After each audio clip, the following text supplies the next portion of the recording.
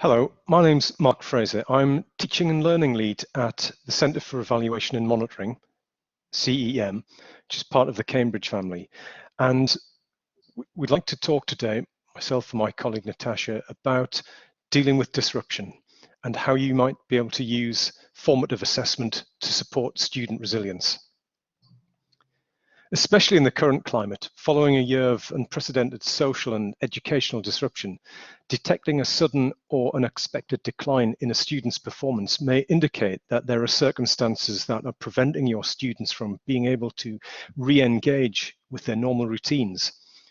Resilience, or the ability to bounce back, is a valuable trait that we often take for granted. Most people recover from small disruptions quite easily. However, recent events may have had a considerable negative impact on some of our students, and they may struggle to recover. They may have lost loved ones, have felt isolated, or just become detached from the world of education. Ensuring that they are on track and are not made to feel overwhelmed by a workload on their return is something that can be managed more effectively with an objective approach to classroom assessment.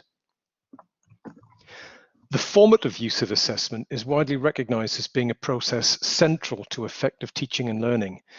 Indeed, much of what many teachers instinctively do on a daily basis could be classified as being formative. For example, good teachers continually observe their students and respond appropriately to their work and provide timely and actionable feedback.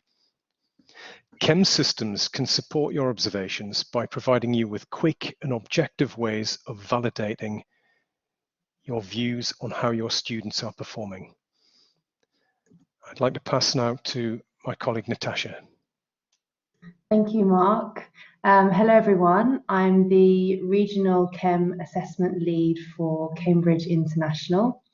I'm based in Dubai and cover the Middle East and North Africa region. I spend most of my time talking with teachers and school leaders about how best to use baseline assessments to achieve the best possible student outcomes. So, today we've been asked to talk about the importance of resilience in education, especially, as Mark said, in the light of the current pandemic. Some of you will already know me as the Chem Baseline Assessment Manager for Cambridge Assessment, but I actually started my career teaching English as a foreign language well over a decade ago. So approaching today's session, I wanted to reflect on my own teaching experience and how resilience in the classroom featured. I absolutely loved my teaching career. It took me all over the world to Vietnam, Japan, Italy, Oman, Egypt. And back then, I don't recall there being such an emphasis on non-academic skills, and especially concepts such as resilience. It was more about making past participles somewhat fun. And certainly when I first started teaching in public schools in Italy, there was even more emphasis on rote learning and teaching to the test. But that doesn't mean that I and other teachers were not embedding resilience into our classroom practice. I taught every age and level from the age of 4 to 70, and remember that for me, there was nothing more satisfying than seeing my students passionately engaging with the English language, to see confidence grow, to see students enthusiastically working together on a shared project. Looking back, I think I was often the teacher who got the, in quotation marks, the difficult students. And one of those students actually wrote me this letter after our course. I think I didn't have the words to express what resilience in education was at that time. But looking back, practices such as increasing a sense of self-worth, community, determination, and engagement were actually a part of this. So today I want to use my own experiences, past and present, to unpack what we mean by resilience, why it's important to actively incorporate it into teaching practice now, and how certain types of baseline data can help us focus on it. And then Mark is going to talk about using formative assessment to support student resilience. So moving on, what do we actually mean by resilience in the context of education? So let's think of resilience as a stress ball. A stress ball is resilient because it springs back to its original shape after being squeezed.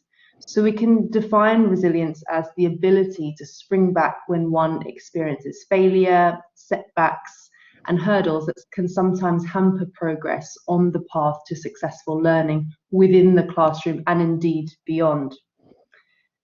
And resilience is often misunderstood as an individual skill gained only in adulthood. I actually have an 18-month-old, there he is. And while I was writing this talk, I thought about him, and it made me reflect that resilience is something humans are born with to different degrees. I see my son fall down thousands of times, experiment with language with varying degrees of coherence, and he still gets up each day really enthusiastic to try all again, practice over and over despite failing. Many adults would stop after trying a few times and see this as failure. But babies and young children fail time and time again, but somehow carry on and grow and develop. But not all adults or older children will. So what exactly happens between being born and becoming adults? And why does resilience and the ability to continue after failure seem to falter in some? Perhaps if we perceive resilience as a trait that develops naturally in adulthood, we assume that everyone will find their strength on their own. Yet these skills do not always develop without being nurtured and trained. So what can we as teachers do in these crucial childhood years? So let's define now what resilience is. So some researchers have found that there are many factors within resiliency, and these include social competence and pro-social values, optimism, purpose, an attachment to family and school, problem-solving skills, an effective coping style, and a positive self-image. Teachers can promote these factors of resilience on a regular basis so that students have inner resources when they become frustrated, and we'll look at how assessment can support us to do this later on. Have a look at these. And how many of these do you recognize? I definitely recognize some of these from my classroom years. Identifying some of these can help us spot students who might be in need of our support at this time. I'm sure many of you that can relate to these sorts of comments or attitudes, but teachers can encourage a different mindset. So instead of I'm not smart, it would be I'm not good at this yet, but I will learn. Instead of it's too hard, it will be this will require effort and finding the right strategy. I give up, I will get through this. I am not worthy, I deserve love, happiness, and health, and I'm scared to make a mistake. This is one of the ones I really do remember. Instead of that, when I make a mistake, I will learn and get better. And I deliberately put these in a thought bubble instead of a speech bubble because students don't always articulate these attitudes. In a classroom setting, you may be able to spot this in body language or behavior, but that behavior can manifest itself in different ways. And when you've got a class of 20 or 30 to teach, you can't physically spend much individual time. And I know some of you are still on remote teaching. So with that, teacher intervention can be even more challenging. So things to think about as we're going through the presentation today. So I'm now going to hand back to Mark, and he's going to talk about how the current challenges we're facing in the classrooms and what to do about them. Thanks, Natasha. So as Natasha's just mentioned there, I'm just going to have a think about understanding the challenges that are currently facing us. And every school year traditionally brings with it a host of new challenges, but the current school year is like no other before it. The COVID-19 crisis has caused widespread school closures in at least 188 countries that we know of, and it's estimated that 1.7 billion children and young people and their families have been badly disrupted. Many children have been out of the classroom for months at a time, depending on where they live. We are facing not only potential learning loss, but an impact on educational aspirations and disengagement from school altogether. So recovering lost learning is one priority, but this should not be our only focus. The well-being of young people is vital too. And as Natasha's just referred to the work of Cahill and others, suggests that individual resilience is a valuable trait in society and in the workplace. So we need to be preparing our children and young folk for the future, and that seems quite uncertain at the moment.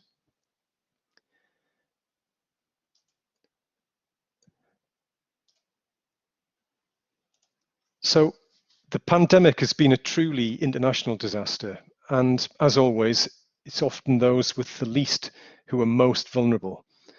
Andreas Schleicher from the OECD goes on in his report that I just showed you the first quotation from. And he says, education is no exception.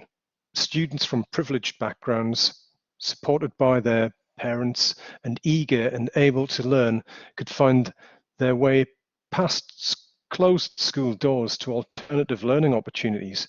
But those from disadvantaged backgrounds often remain shut out when their schools shut down.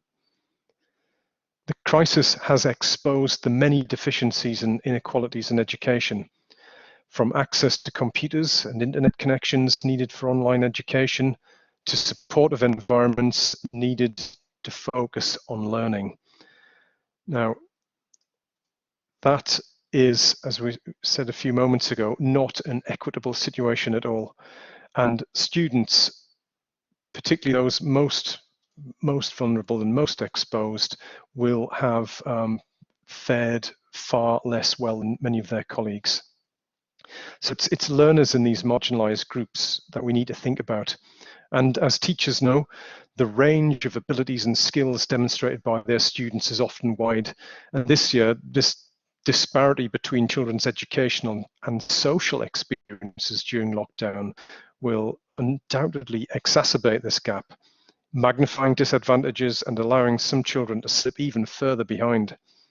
So knowing precisely where all students are starting from when they return to school is invaluable. It's important that teachers and school leaders have ways to quickly evaluate students' needs so that they can act to address the potential issues.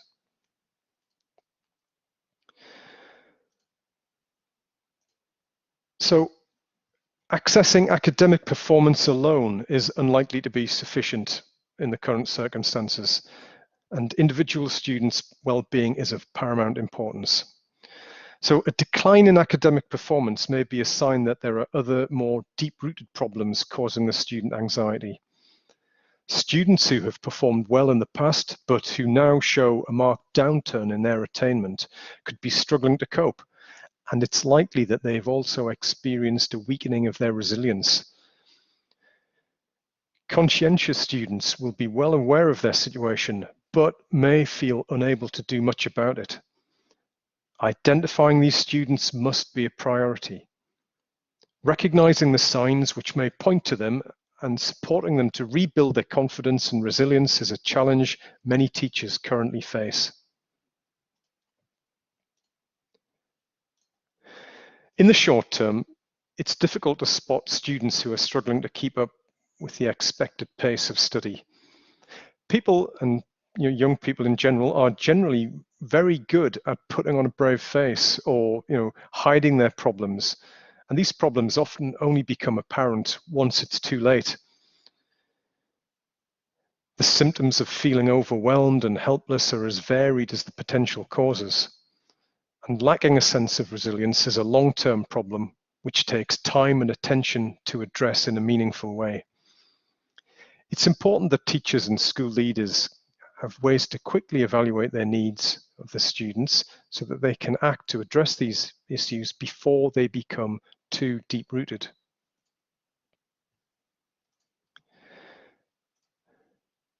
Another OECD publication provides some useful guidance for teachers managing their students' return to formal education.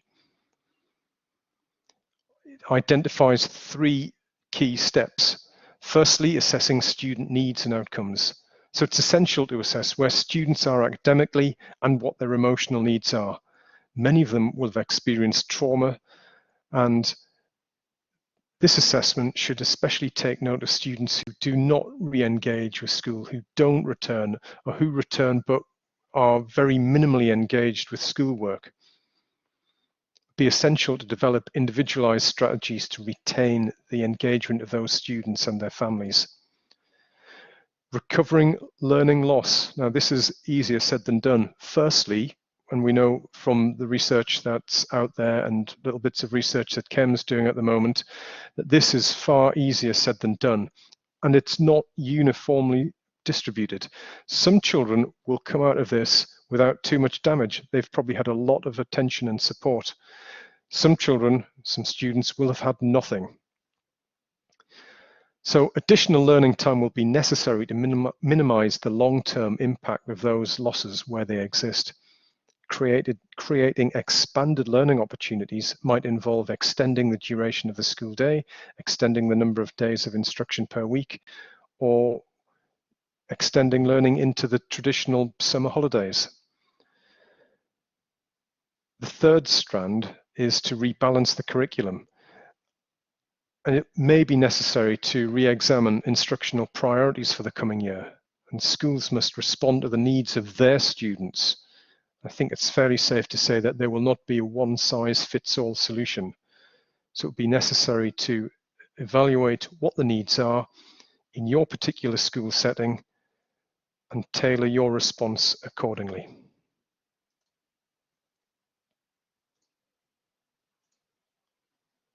So how can Chem help?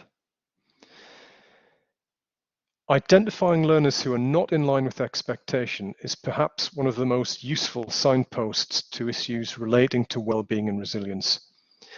Teachers generally know their students very well, and any anomalies in student performance tend to ring alarm bells.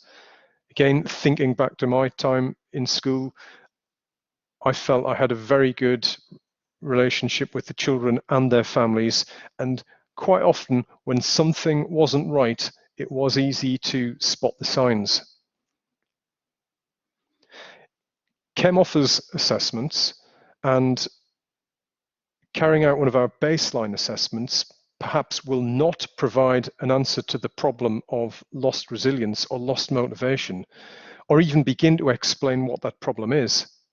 It may, however, be the starting point of a conversation with the student in order to better understand what the broader issues are.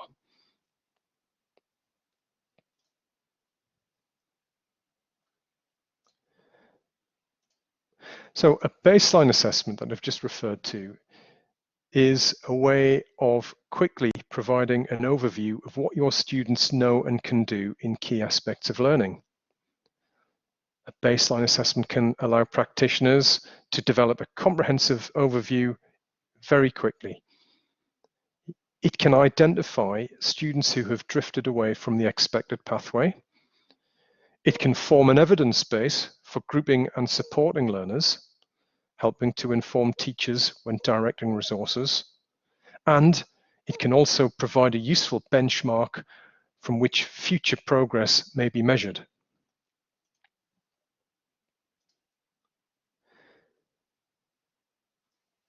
Our approach is to provide evidence-based insight.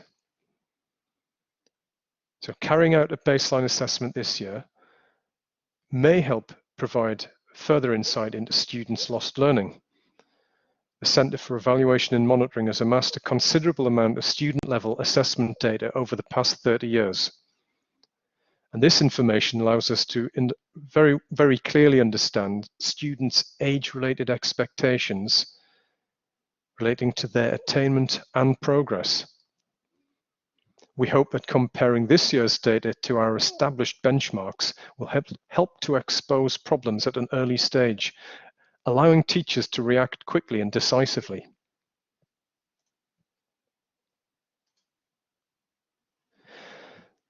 Our assessment services help our customers to transform the learning of all their students at every stage of their education. And we do that with this range of computer-based assessments. So we have 5 main products in the core product range, from Base through to Alice. And as you can see, in between there are 3 other assessments which cover the age ranges typically from early years until post-16 education.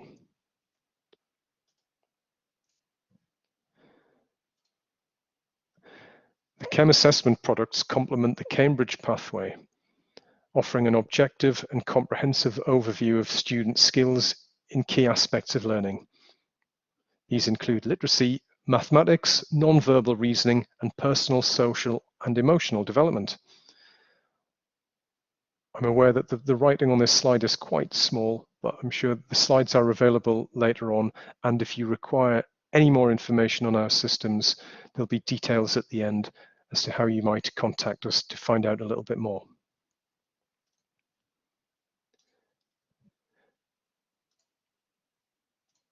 So here's a quick look at some of what our computer-based assessments look like. And the next few slides include examples of questions taken from our early years, primary and pre-16 systems.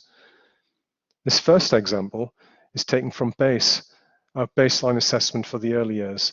And it starts off with very, very simple questions. The child is guided through by an adult, and we start off with very basic concepts such as spotting patterns. We look at letter recognition, number recognition, basic reading skills, basic numeracy skills. And it's just a very quick way. It's a kind of checklist. Nothing's at stake here. This is just for teacher information. You can quickly find out what your children can do, and by process of elimination, work out what they need to do next in order to move their learning on.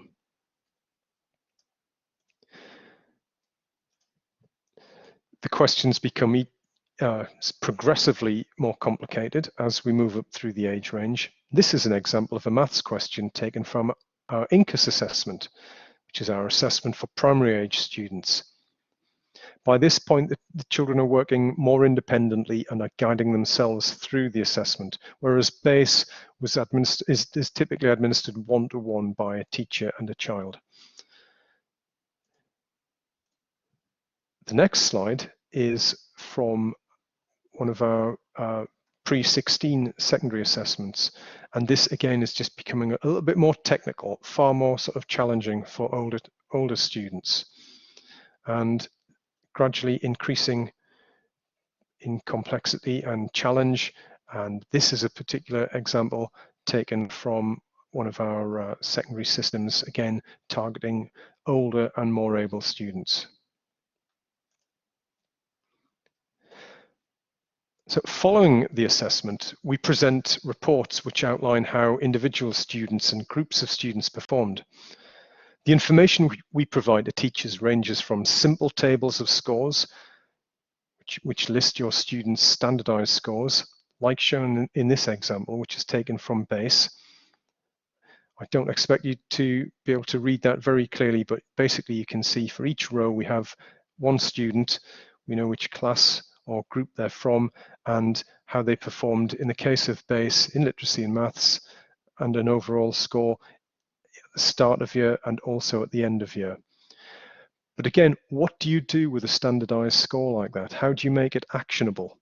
Well, in a system like BASE, we use simple visualizations like these arrow reports, which provide contextual information on what a student currently knows or can do in the key areas of learning. So basically the student starts their learning journey at the bottom of the arrow at the start of year with this little left-hand bar, and they move up. So start of year score is represented here. End of year score is represented higher up on the right-hand side of the arrow. And we have arrows for literacy, mathematics, and personal, social, and emotional development. And alongside, there is a small statement, a very brief statement, which just gives a little bit of context to those numerical scores. And in BASE, it's possible to drill down a little bit more deeply into the information. And BASE provides this more detailed feedback on the individual learner within what we call the thin strands. So you have the thick strand, which is, say, literacy, and then below that, you have 6 thin strands. You can see on this report concepts about print, letter recognition, reading, vocab, phonological awareness, and matching. This information allows teachers to better understand what this pupil knows and can do. Are there any areas of weakness or opportunities for development or strengths that I as a teacher wasn't aware of? And can I actually accommodate this pupil's needs within my classroom, or do I need help and support from elsewhere? So that's on an individual level. From that, we can visualize the data. Sorry, just position that slide there into a group visualization like this, where we have what we call the little test tubes. And in this diagram, each strand of the literacy assessment is represented by the rows, and each column ordinarily would have the name of a child under each column, so we'd know who each of these children were and how they performed. So in the BASE reports like this, the light blue represents how the child did at the start of year assessment, the dark blue represents how the child did at the end of year assessment. And showing the data like this just gives a very sort of snapshot view of how your class was doing at those 2 key points throughout the year. So you can see in vocabulary here, the children came in and they were generally quite able, and they've made a little bit of progress across the year. Some added context is the red dotted line, which shows where the age-related expectation is based on our observations with thousands and thousands of children who've done these over the years. Or you can see at the bottom where reading, there's virtually nothing showing for start of year. There's virtually no light blue. However, by the end of the year, they've been topped up. The little pots have been topped up with the dark blue. And children have really made progress here. So as a teacher, I'd be thinking, well, my teacher, looking back, this has been really useful because at the start of the year, I could see that the children were really struggling to even register on the scale in reading. However, with the input I have provided across the year, they've done really well.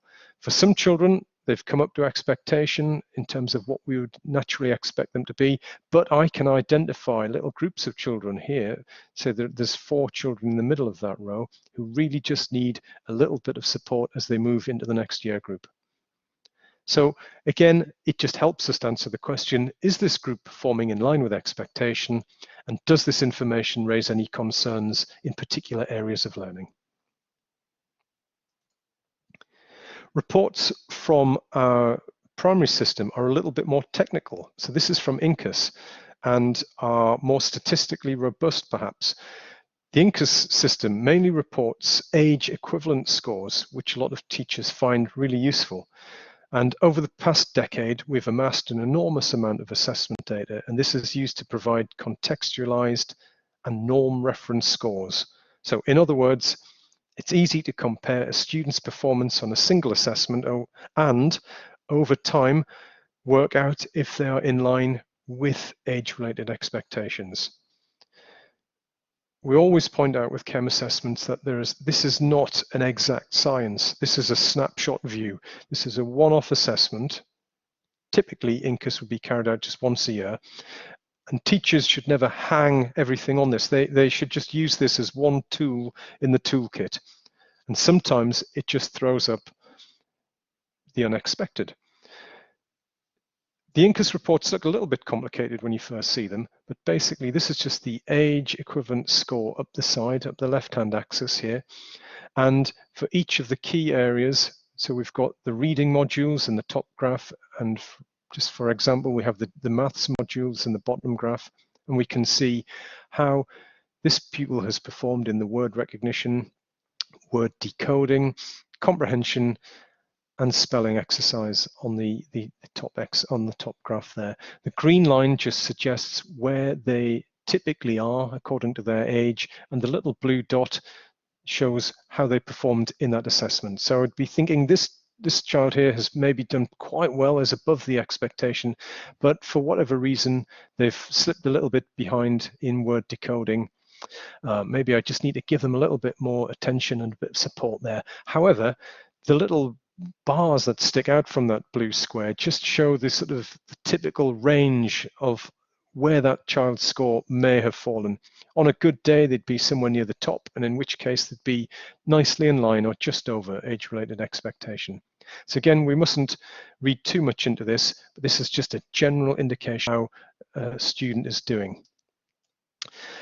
In terms of group performance, we show in INCUS a table of scores like this, and then use your classic box and whisker diagram. You can see these tiny little red blotches here are the names of the children in the class and how they've performed. The green line is just the age-related expectation line. This is how they should be. So as a whole, this class is slightly below age-related expectation. However, you've got a group of children up here who are doing really quite well, but we've got a number of children down here who really need that support.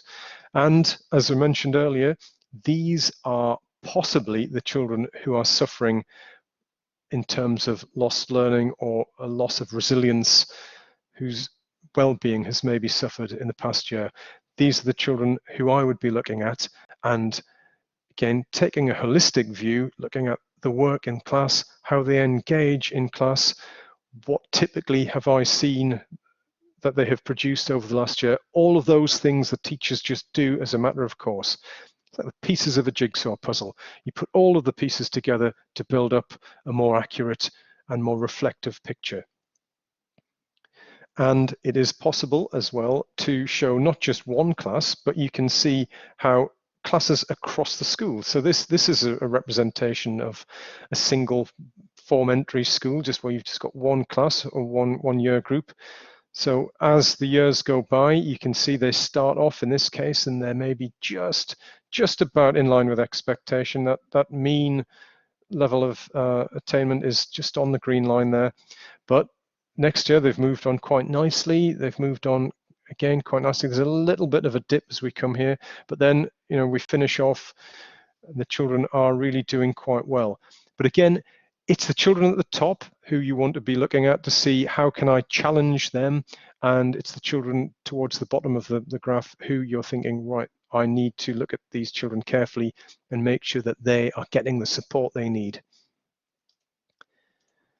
Just to finish off, I've talked a lot about academic attainment there. However, Cambridge University Press have developed a very nice set of booklets and resources which are called the Cambridge Life Competencies Framework. And it's a useful and a free resource. And it's something that you might want to have a look at. We've got 7 different modules. There's an introductory booklet as well, and we can see across the range of what we would call 21st century skills, because a possible consequence of school closures and the isolation some students will have experienced during the last year is a greatly reduced chance to develop these key life skills. For some, not having regular face-to-face contact with their peers and teachers will have greatly reduced the opportunity to refine and improve their abilities in a range of key competencies.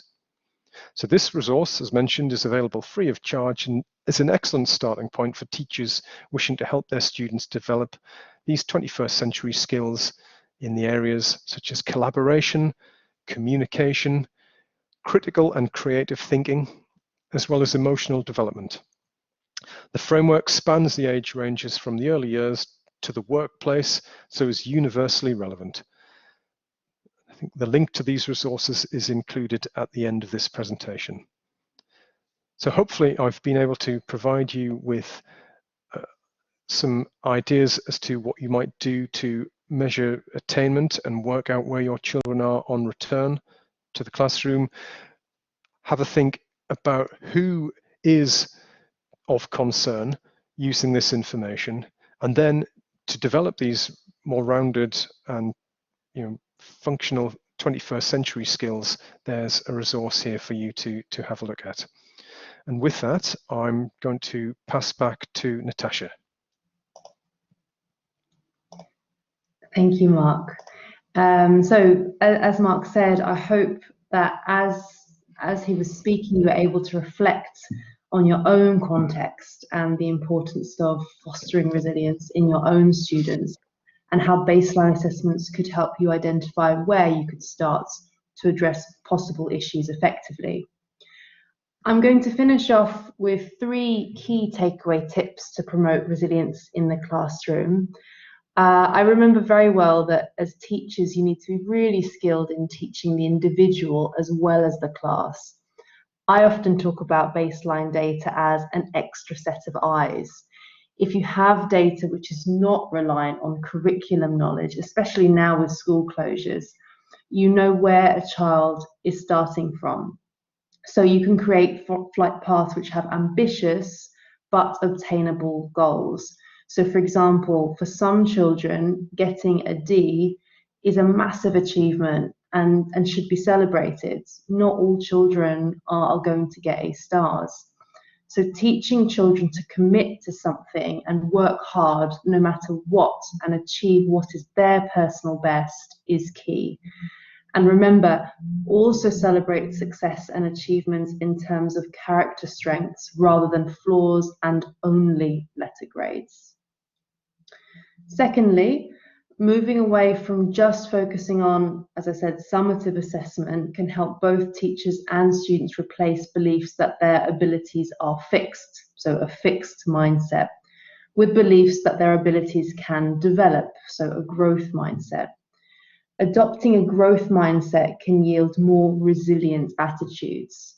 So if you remember from right at the beginning, my son practicing his jumping, you'll notice that in a toddler that the inability to jump or form a sentence is rarely permanent, just as improving in any school subject is permanent. So as teachers, we should teach children that hard work is part of the process and practice as well, and that failure really is only inevitable if you give up.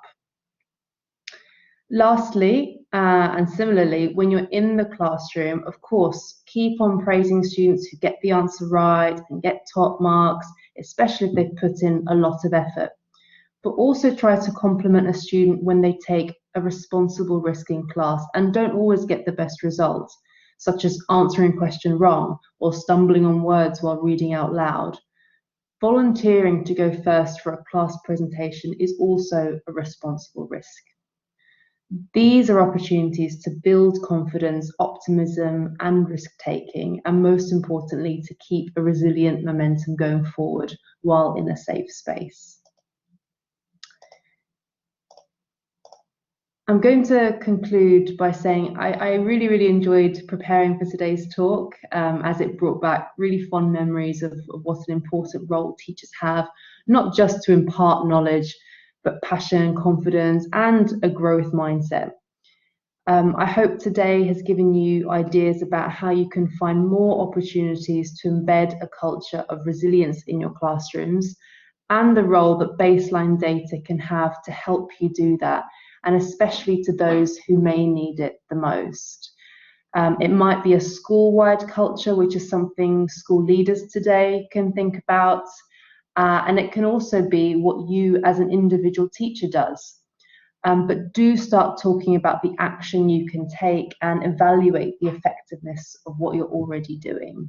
And again, baseline data and reports can help you do this. So in case you're interested, these are the references that we've been using for today's presentation.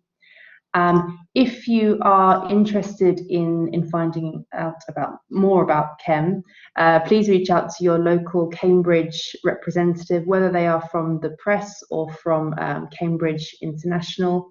You can also visit www.chem.org. There's lots of information there, demo videos, and also lots of free training and other webinars which talk about lots of different things that you can do with chem, whether you're a school leader, whether you're a teacher, whether you primary, secondary, everything.